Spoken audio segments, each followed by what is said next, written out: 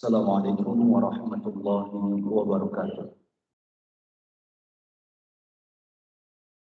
Alhamdulillah, wassalatu wassalamu ala Rasulillah wa ala alihi wa sahbihi wa man tabi'ahum bi ihsanin ila yaumiddin.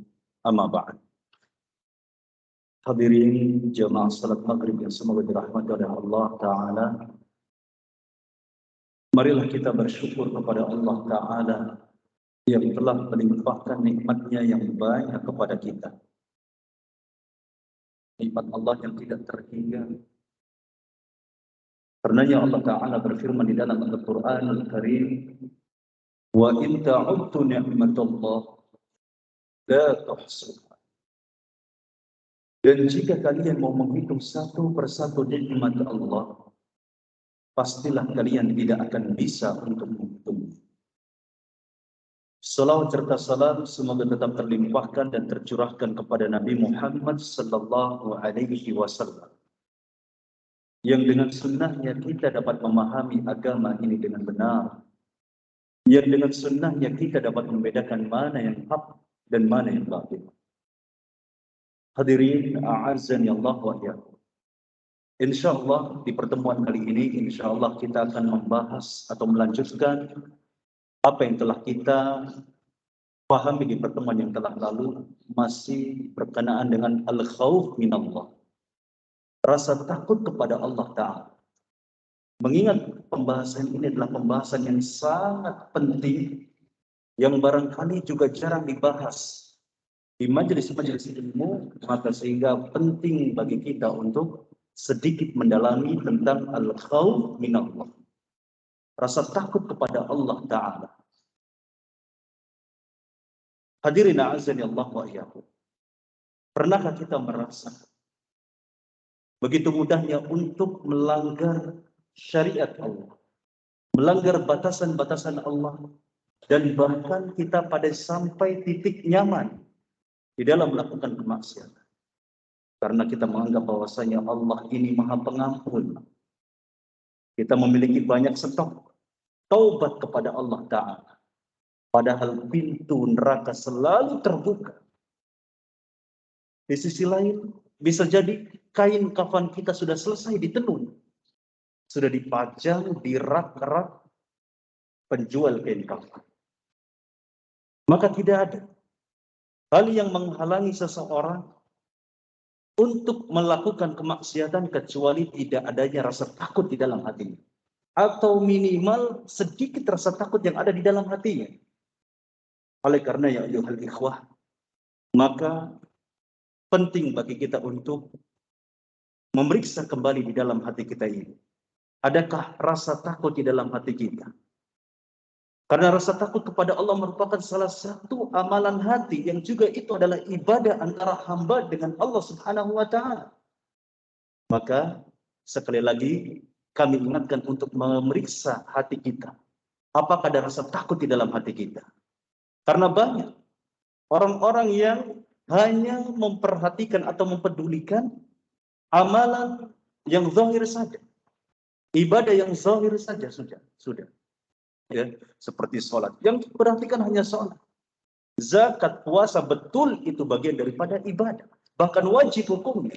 Tetapi kalau seandainya kita tidak menyertakan amalan hati di dalam ibadah-ibadah yang zahir, maka apa jadinya, Pak? Sholatnya tidak khusyuk. Sholatnya memikirkan dunia, menghitung-hitung dunia.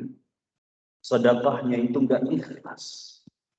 Zikirnya itu enggak ada takut-takutnya kepada Allah Ta'ala. Padahal zikir yang mengeluarkan air mata adalah zikir yang memiliki keutamaan, di mana kelak pada hari kiamat tidak akan disentuh ya mata ini dengan siksa neraka. Terlebih nanti di alam mahsyar akan mendapatkan naungan dari Allah Ta'ala. Ini akibat pada ada kalau seandainya ibadah yang zahir ini tidak disertai dengan amalan hati, rasa takut kepada Allah. Berbeda kalau seandainya ibadah, misalkan sholat kita, ada rasa takut, ada rasa harap, ikhlasnya begitu tinggi, disertai ketundukan kepada Allah Ta'ala, maka kita akan berusaha khusyuk. Seolah-olah bahwasanya salat ini adalah salat yang terakhir bagi kita. Maka salat kita akan fokus hanya kepada Allah Ta'ala. Bukan kepada dunia. Salat tapi masih menghitung-hitung untung. Salat tapi masih memikirkan agenda besok. Ya, untuk bertemu dengan relasi atau klien. Atau untuk belanja dagangan. Ini kalau seandainya salat tapi tidak disertai rasa takut kepada Allah Ta'ala. Hadirin a'azzani Allah wa iyyakum. Padahal ya, rasa takut ini adalah bagian daripada amalan hati yang menjadi penentu. Amalan hati pada umumnya menjadi penentu diterimanya amalan zahir. Bahkan penentu apakah nanti amalan yang kita lakukan ini bernilai besar atau bernilai kecil, maka tergantung bagaimana amalan hati. Sebagaimana disebutkan dalam sebuah hadis Nabi Shallallahu Alaihi Wasallam, ala fil jasadil mudghah, ala fil jasadil mudghah. Ketahuilah bahwasanya di jasad, di dalam diri manusia itu ada segumpal daging. Ya, idza salahat salahal jasadu kullu. Apabila daging itu benar, sehat, maka sehat pula, benar pula seluruh anggota badan. Wa idza fasadat fasadal jasadu kullu. Dan apabila rusak badan daging tersebut, maka seluruh anggota badan pun ikut rusak. Ala wahyal qalb. Maka ketahuilah bahwasanya daging tersebut adalah hati. Hadirin a'azzani Allah wa iyyakum. Ini hadis bukan sembarang hadis. Kalau kita renungi apa yang ada di dalam hadis tersebut, maka ada kaitan erat dengan apa yang akan kita bahas pada pertemuan kali ini tentang rasa takut kepada Allah Ta'ala. Hati yang sehat tidak mungkin menjadi sehat apabila tidak ada rasa takut di dalamnya. Dan hati menjadi rusak manakala tidak ada rasa takut di dalamnya. Coba tanyakan kepada pelaku maksiat yang rusak dengan amalannya. Ketika dia minum khamar, ketika dia berzina, ketika dia judi, menipu, menzalimi manusia, tanya, ada tidak takut kepada Allah Ta'ala? Enggak ada. Kalau seandainya dia mengaku ada takut kepada Allah Ta'ala, hanya di lisan, tapi di hatinya tidak ada.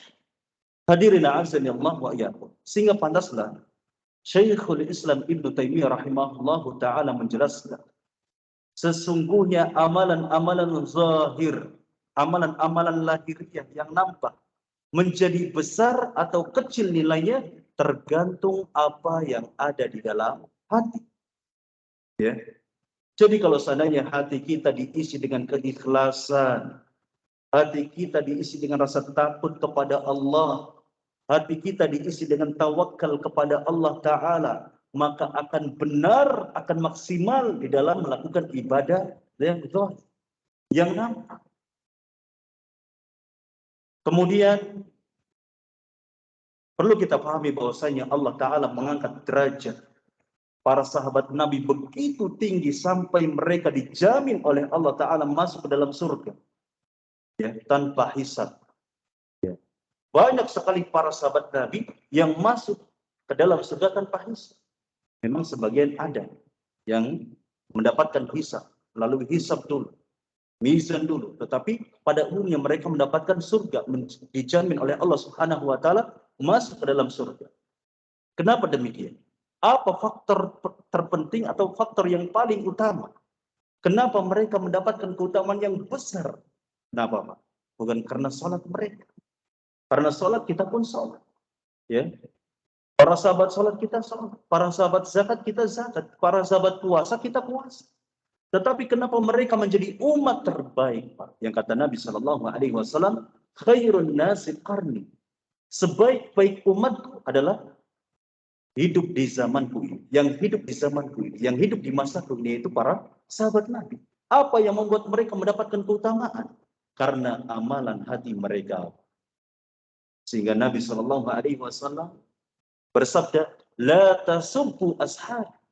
Janganlah kalian celah sahabatku. Lau anna ahadakum anfaqa mithla Uhudin dhahaban.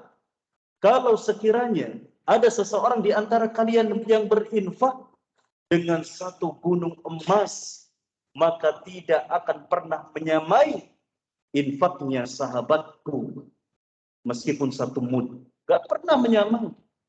Ya, satu mud yang diberikan oleh sahabat Nabi atau setengahnya bahkan. Kenapa? Karena ketika mereka memberikan sedekah, infak meskipun satu mud, satu genggam, ya, itu penuh dengan rasa takut kepada Allah, dengan penuh rasa ikhlas, berharap pada Allah, cinta kepada Allah Ta'ala. Sementara kita, Pak, kalau kita mampu berinfak dengan satu gunung emas, apa yang terjadi? Bisa jadi kita ditampakkan kemana-mana, disorot di mana-mana, mau ditampilkan di layar TV misalkan. Ada orang yang berinfak dengan miliaran rupiah, mau disorot. Tapi para sahabat Nabi nggak mau disorot, Pak. Karena tahu bahwasanya infak yang disertai dengan keikhlasan akan membuahkan hasil yang besar di akhirat. Sementara sebaliknya, kalau seandainya infak disertai ketidakikhlasan, maka tidak akan ada apa-apa yang didapat. Hadirin a'azzani Allah wa iyyakum. Pantaslah.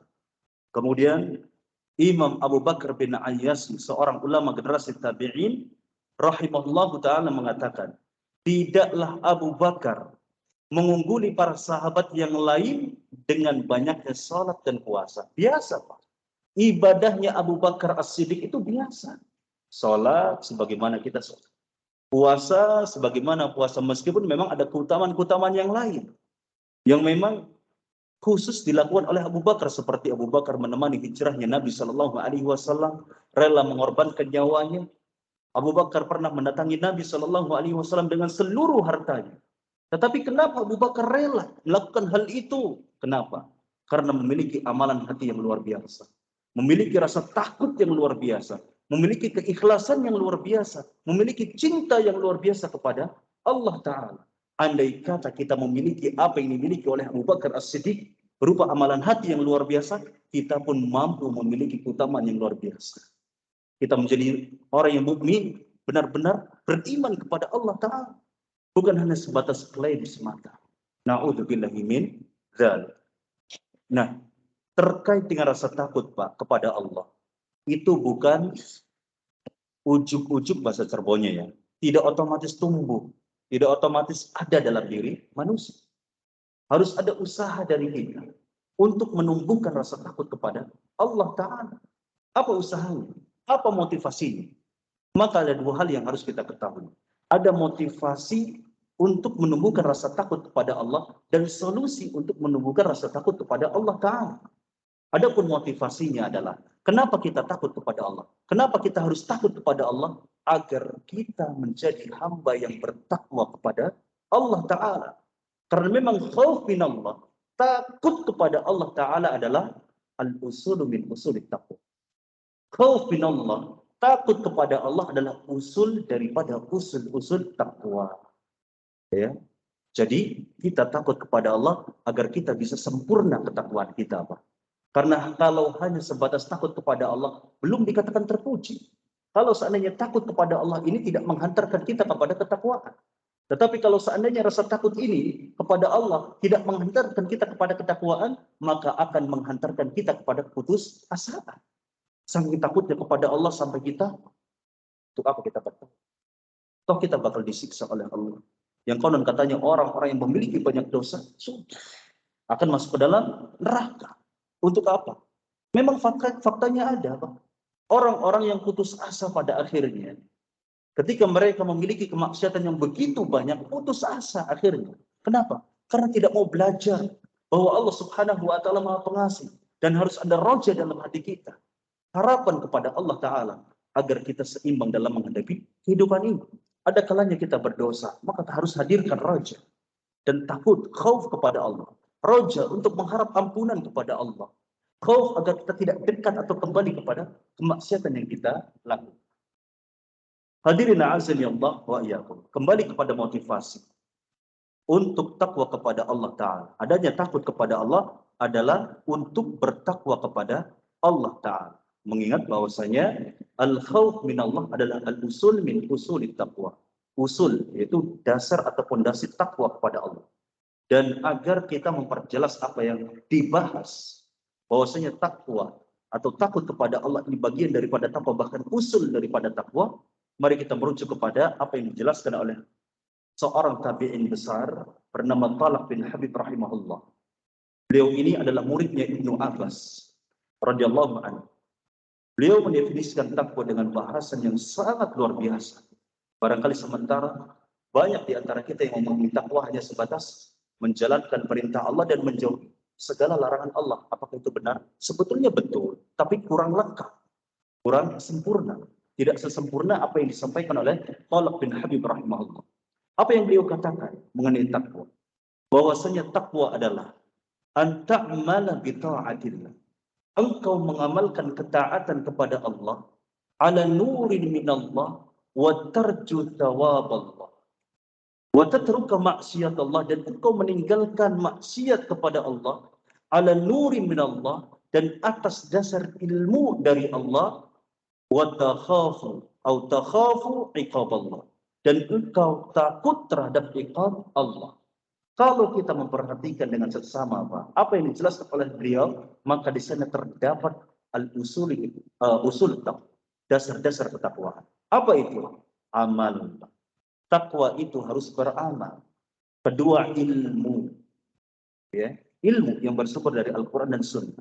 Kita melakukan ketaatan maka harus atas dasar perintah. Gak boleh kita menganggap bahwasanya ini ketaatan, ini bukan, ya. Tetapi menurut nafsu sendiri, bukan menurut qala Allah wa qala Rasul. Kemudian ketika kita melakukan ketaatan harus ada roja, berharap kepada Allah Ta'ala, yang kaitannya dengan ikhlas. Di mana kita melakukan ketaatan, maka haruslah yang satu-satunya diharapkan adalah ganjaran dari Allah, bukan pujian manusia. Sebab ketaatan yang tidak didasari dengan ikhlasan, maka itu hal yang percuma, bahkan bisa mengundang dosa. Karena riya. Kemudian wa anta tatruka maksiat Allah. Kemudian usul yang lainnya adalah meninggalkan kemaksiatan. Lagi-lagi harus disari dengan ilmu. Ala nuri minallah. Takhafu azaballah au iqaballah. Kemudian engkau berharap, ya, engkau takut kepada iqab Allah. Nah, ini khauf minallah. Ya. Jadi kita ini sangat butuh terhadap takut kepada Allah Ta'ala agar kita menjadi hamba yang bertakwa. Dan takut kepada Allah termasuk daripada konsekuensi keimanan. Setiap kita boleh mengaku beriman kepada Allah. Tetapi apa buktinya? Kalau kita tanya satu persatu yang hadir di sini, pasti mengaku bahwasanya saya takut kepada Allah, saya takut kepada Allah, saya takut kepada Allah. Tapi buktinya mana? Dan di antara bukti keimanan kita kepada Allah adalah takut kepada Allah Ta'ala. Sebagaimana telah Allah firmankan di dalam Al-Quran, فَلَا تَخَافُوهُمْ وَخَافُونِي إِن كُنْتُمْ مُؤْمِنِينَ. Maka janganlah kalian takut kepada mereka, syaitan. Jangan takut kepada syaitan. Dan takutlah kepadaku jika kalian beriman kepada Allah Ta'ala.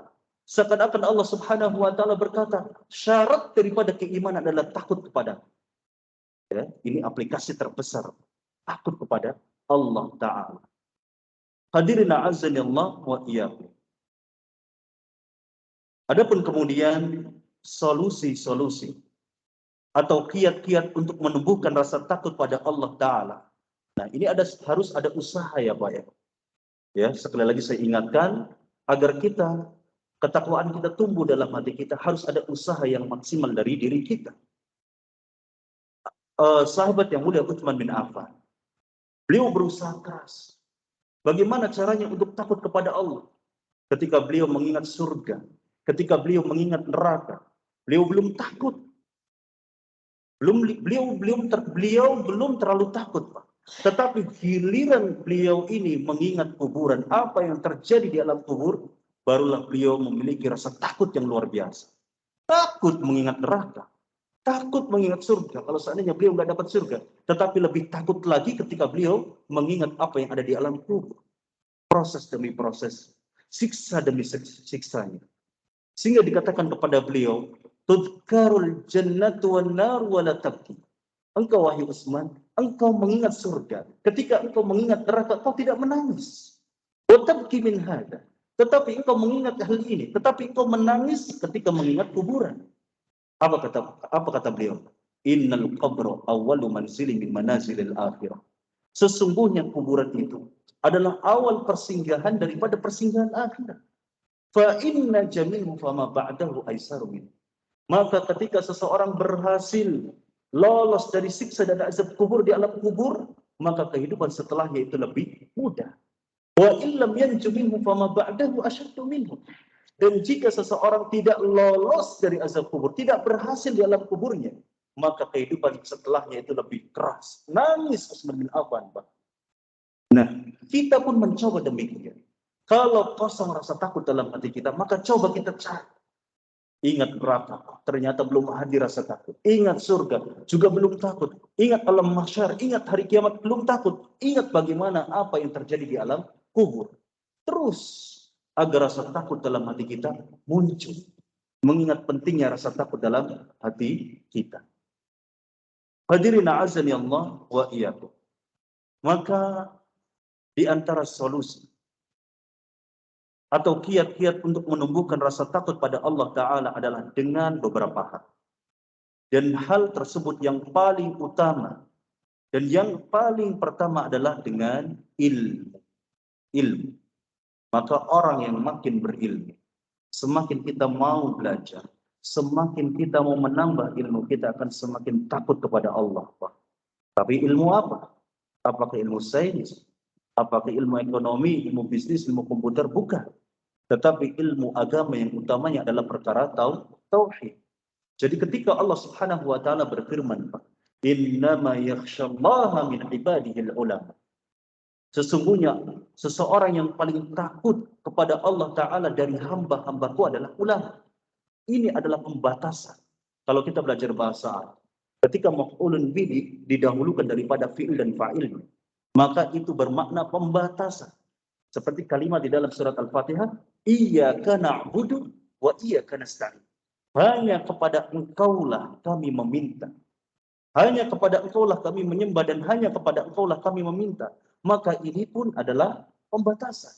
Bahwa kita tidak boleh meminta kecuali hanya pada Allah. Bahwa kita tidak boleh menyembah kecuali hanya pada Allah Ta'ala. Artinya apa? Syarat daripada ibadah harus mentauhidkan Allah Ta'ala.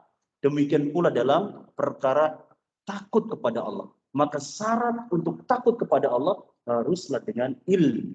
Tetapi ilmu apa? Ya, sebagaimana saya tekankan di awal, yang dimaksud dengan ilmu di sini adalah ilmu agama.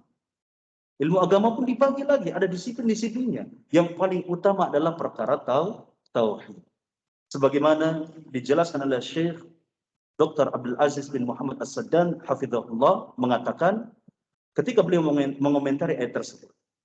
Di dalam ayat ini Allah Ta'ala mengkhususkan dan mensifati para ulama dengan rasa takut kepadanya. Karena mereka adalah orang yang paling mengenal Allah. Semakin besar pengenalan seseorang hamba kepada Rabb-Nya, maka semakin besar raja, yaitu rasa harap dan takut kepada Allah Ta'ala. Hadirin a'azani Allah wa iyyakum. Paling tidak, kalaupun kita belum pada tahap para ulama, kalaupun para ulama ini ibarat memiliki rasa takut yang sebesar gunung, paling tidak kita yang mengikuti para ulama yang memiliki takut sebesar bukit. Sebesar masjid ini, ya, lumayan punya rasa takut kepada Allah daripada tidak sama sekali. Akan tetapi rasa takut kepada Allah ini akan bisa semakin besar, bertambah kita semakin mengenal Allah Ta'ala. Hadirin a'azani Allah wa iyyakum. Rasa takut kepada Allah muncul ya dari sikap kita. Ketika kita lebih mengenal Allah, tahu Allah itu siapa. Yang kita kenal bukan hanya Allah itu bukan Tuhan tok ya. Sebagaimana ya apa yang difahami oleh masyarakat. Banyak masyarakat awam ya yang mereka tidak takut kepada Allah karena hanya sebatas mengenal bahwa Allah itu Tuhan. Tuhan mereka sudah, tetapi tidak mengenal lebih dalam siapa Allah itu. Siapa Allah itu? Apakah Allah itu yang menciptakan kita? Iya, mereka mengakui bahwasanya Allah lah yang menciptakan mereka. Tetapi mereka tidak tahu bahwasanya Allah lah yang memberikan rizki seutuhnya kepada mereka. Bahkan Allah Subhanahu wa taala lah yang memiliki Asmaul Husna, nama-nama yang baik, sifat-sifat yang baik yang tidak dimiliki kecuali oleh Allah Ta'ala. Ya. Terus dalami. Bahkan kita pun harus meyakini bahwasanya Allah lah yang memiliki segala azab yang ada di dunia hingga di akhirat. Ada di alam kubur. Ya. Jadi kita tumbuhkan, Pak. Banyak kubur-kubur di sekitar kita, datang. Ya. Datangi kuburnya, bukan alam kuburnya, Pak. Ya. Kalau datang ke alam kubur kita mati, Pak. Mati dulu. Ya. Itu lebih hebat lagi. Kita langsung tahu prakteknya bagaimana. Apakah kita termasuk orang yang diberikan nikmat atau azab? Na'udzubillahi min dzalik. Tapi cukup selagi kita masih hidup, datangi ziarah kubur. Itu penting untuk mengingat kematian. Sehingga kalau seandainya kita mengingat mati, maka akan tumbuh rasa takut. Terus, ya, semakin banyak kita mengingat mati, maka kita akan semakin takut kepada Allah Ta'ala. Dan itu wajar. Takut kepada mati adalah takut yang bagus. Ya, takut kepada mati tapi tidak mau mati, itu yang tercela. Karena setiap kita pasti akan mati. Hadirin a'azzani Allah wa iyyakum. Juga sebagaimana disebutkan oleh Syekh Abdurrahman bin Nasir As-Sa'di rahimahullah, bahwa semakin seseorang berilmu tentang Allah Ta'ala, semakin besar juga rasa takutnya kepada Allah. Rasa takutnya kepada Allah tersebut membuatnya meninggalkan perbuatan maksiat dan mempersiapkan diri untuk bertemu dengan zat yang dia takuti. Kemudian Al-Hafidh Ibnu Katsir rahimahullah mengatakan, sesungguhnya orang yang takut kepada Allah dengan sebenar-benar rasa takut hanyalah para ulama. Ya, tapi apa yang beliau katakan ini ya tidak menunjukkan bahwasanya benar-benar hanya ulama toh. Kita yang belum jadi ulama, ya, bukan berarti kita tidak punya peluang untuk takut kepada Allah dengan sebenar-benarnya rasa takut. Asal kita mempelajari tauhid dengan benar, Pak, ya, akidah dengan benar, insya Allah akan muncul rasa takut dalam diri kita. Tetapi apakah kemudian kita hanya cukup belajar tauhid? Tidak. Ya. Kalau kita cukup belajar tauhid, maka kita belum dikatakan menjadi orang yang beriman, benar-benar beriman kepada Allah. Sampai kita mau belajar syariat. Ya. Sampai kita mau belajar syariat. Karena orang yang hanya sebatas mempelajari tauhid, ketika dia memiliki rasa takut, dia akan bingung. Bagaimana caranya kita bisa melakukan apa-apa yang Allah ridhoi.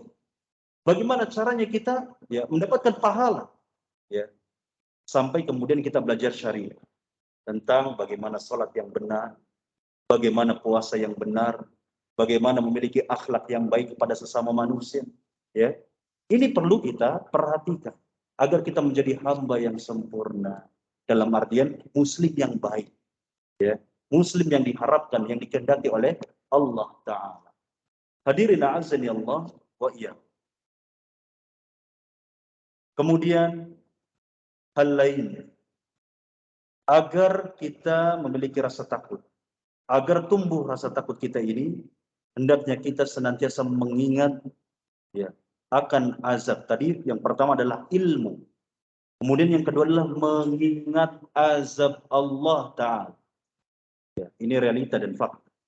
Barangkali yang hadir di sini, seringkali ketika mereka atau kita ini mengingat azab Allah, maka apa yang timbul? Rasa senang? Tidak. Karena kita memiliki banyak dosa yang begitu banyak. Ya, sedangkan azab di alam kubur, azab di alam mahsyar, sampai azab di hari kiamat nanti di neraka, ya, untuk siapa? Untuk para pendosa. Sedangkan kita saat ini tidak memiliki jaminan apa-apa terhadap dosa yang kita miliki, kecuali kita hanya bisa bertaubat kepada Allah dengan penuh rasa harap, dengan penuh rasa takut kepada Allah Ta'ala. Hadirin a'azzani Allah wa iyyakum. Sebagaimana dijelaskan oleh Al-Imam Ibn Al-Qayyim rahimahullahu ta'ala. Beliau berkata, khaufullah, takut kepada Allah, wa khasyatullah, wa khasyatu iqabih, dan takut terhadap azabnya atau hukumannya.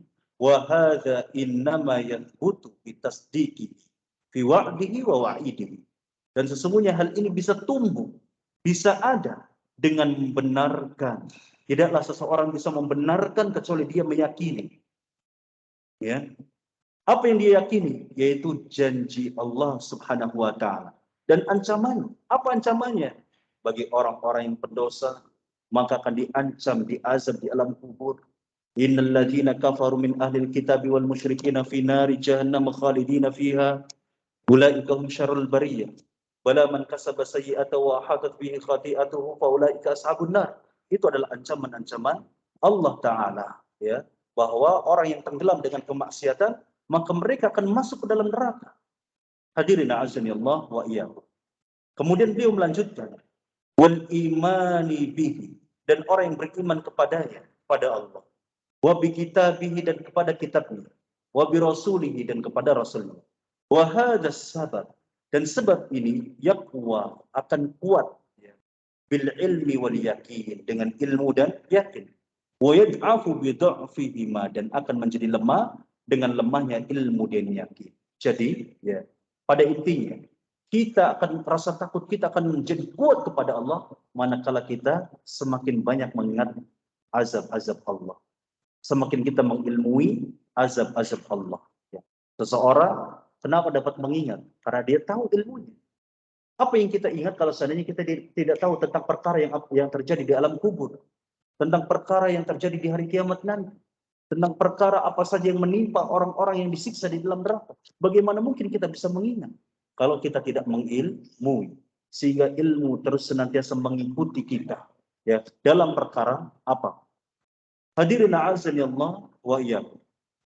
Nah, maka perlu kita merenungi, Pak, mentadabburi ayat demi ayat yang berkenaan dengan azab di dalam akhirat nanti. Di antara ayat yang perlu kita renungi adalah sebagaimana yang dialami oleh penghuni neraka, lahum min fawqihim dhulalun minan nari wa min tahtihim dhulalun dzalika yukhawwifullahu bihi ibadahu ya ibadi fattaqu. Bagi mereka, di atas mereka ada lapisan-lapisan dari api, Pak. Jadi di dalam neraka nanti, di atas itu ada api, Pak. Di bawah ada api dan berlapis-lapis, ya. Bukan hanya sebatas hiasan, tapi benar-benar api itu digunakan untuk menyiksa penghuni api neraka, penghuni neraka, ya. Setiap orang yang di dalam neraka pasti akan disiksa dengan api-api yang ada di dalamnya. Kemudian Allah Subhanahu wa taala akan menakutinya dengan api tersebut, sehingga Allah taala berfirman, "Ya ibadi fattaqun." Wahai hambaku, takutlah kepada. Hadirin a'azzani Allah wa iyyakum. Maka ada kisah yang menarik barangkali perlu kita renungi, ya. Ini sebuah praktek, sebuah, ya, contoh bagi kita yang pernah terjadi, ya, yang dikisahkan oleh para ulama bahwa dulu ada seorang wanita yang cantik jelita, ya. Cantik jelita itu nggak tahu saya seperti apa, Pak. Ada yang tahu, Pak? Barangkali Bapak ada yang tahu, Pak, cantik jelita itu seperti apa, saya nggak tahu, ya. Pokoknya yang cantik jelita berarti cantiknya luar biasa, ya. Dibawa oleh ibunya. Tetapi ibunya nggak tahu bahwa anaknya ini ketinggalan di sebuah jalan. Akhirnya anaknya ini kesulitan mencari ibunya, dan pada akhirnya dia sampai larut malam, ya, dia mendapati bahwasanya ada sebuah rumah yang masih menyala lampu. Dia bingung mau melanjutkan perjalanan, takut diganggu oleh orang-orang jahat. Tapi kalau seandainya dia mau bermalam di rumah-rumah dia nggak kenal, tapi akhirnya, ya, ketika dia hendak minta tolong kepada salah satu warga yang rumahnya masih menyala lampunya, dia intip dulu, Pak.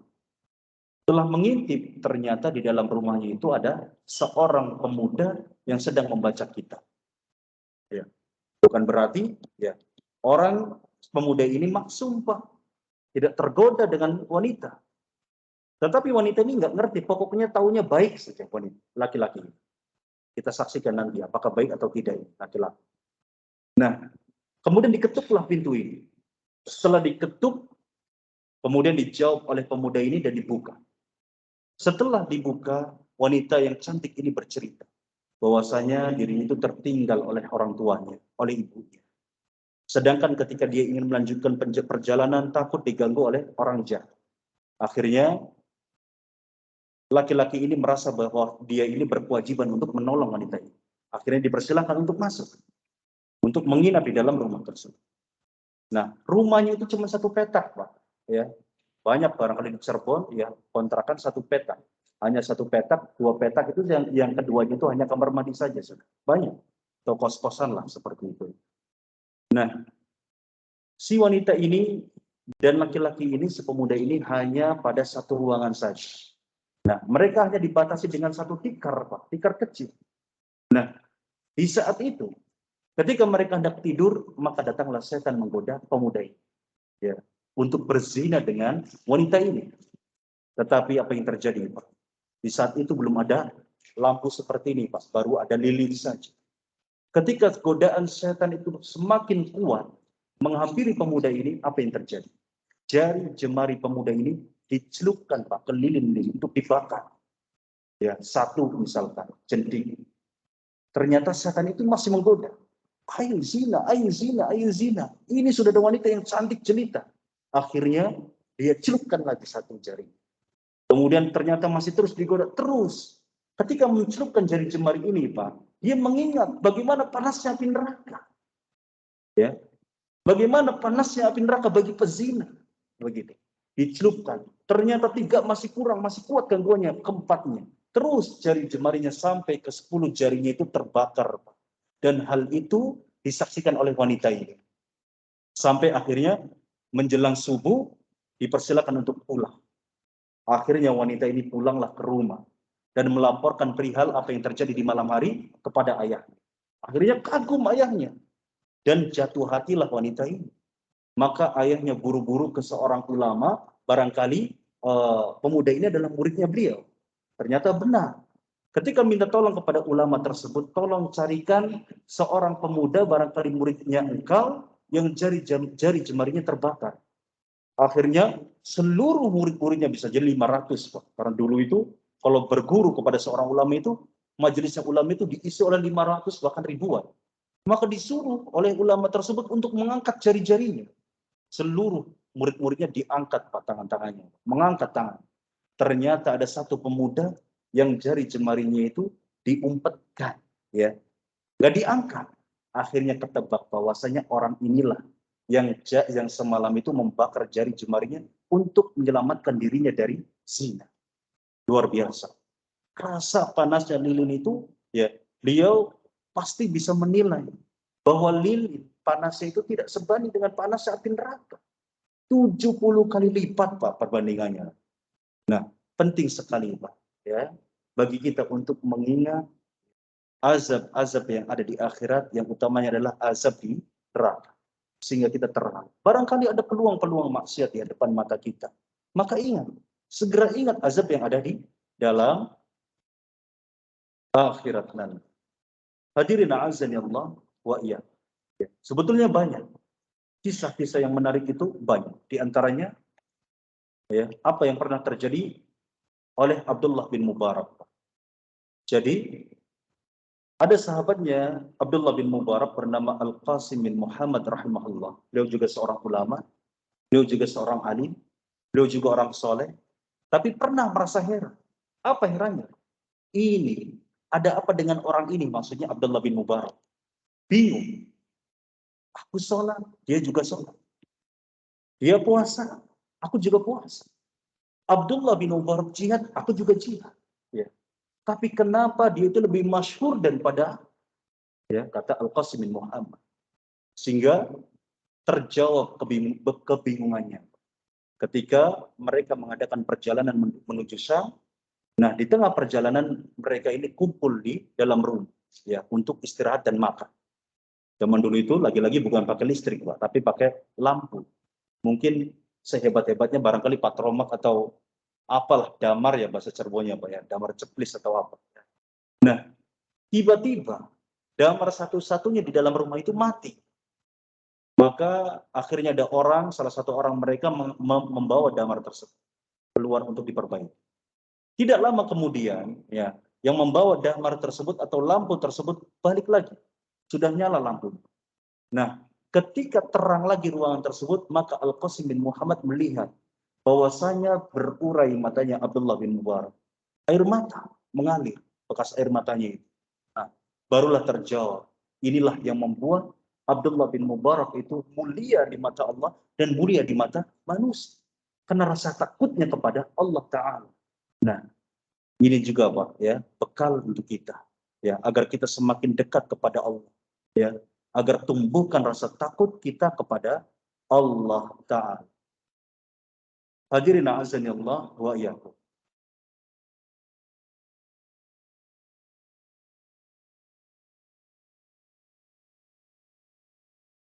1 menit lagi.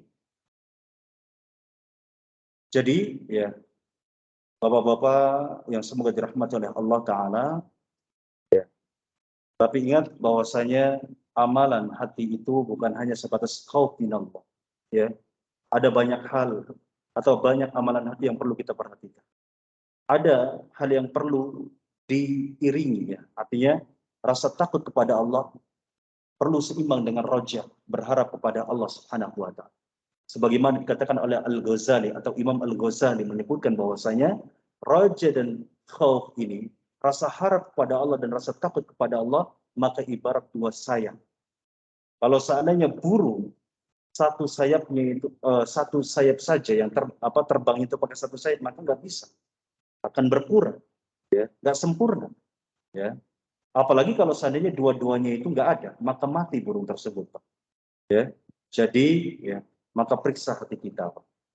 Ya, jangan sampai hanya fokus kepada amalan-amalan yang dilakukan oleh anggota badan saja. Sholat yang diperhatikan, betul itu kewajiban. Tapi coba kita tengok hati kita. Kenapa sholat kita selama ini nggak khusyuk? Kenapa hanya memikirkan dunia? Sedekah yang kita berikan pengennya dipuji terus oleh manusia. Ya.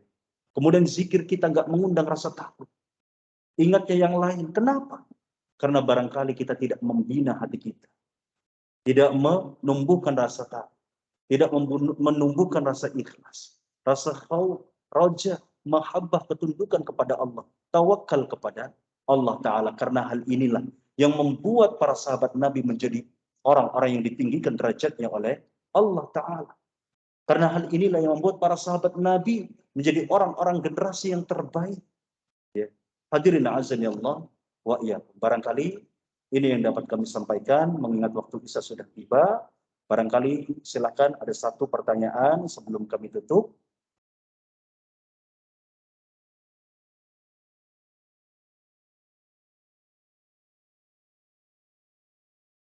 Baik. Ya. Nampaknya tidak ada yang bertanya.